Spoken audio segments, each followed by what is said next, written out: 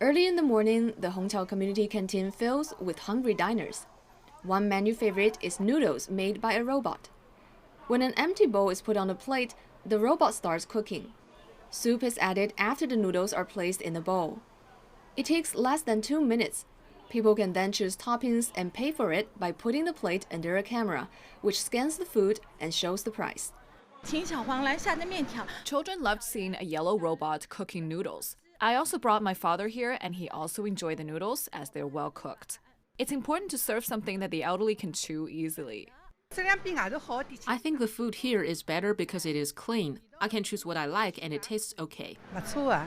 The canteen offers about 20 options for breakfast, with prices ranging from 2 to 4 yuan. Steamed, fried, or baked, all food is prepared by the unmanned cooking system.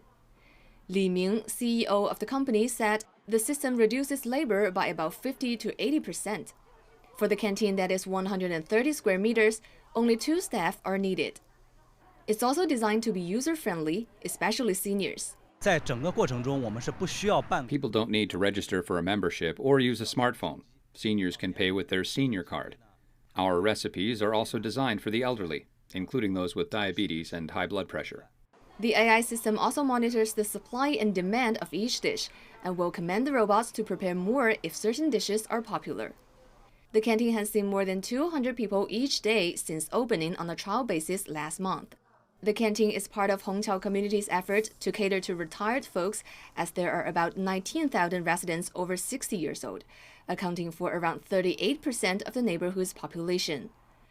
The community now has at least 5 canteens for seniors. Zhang Hong, Shanghai Live.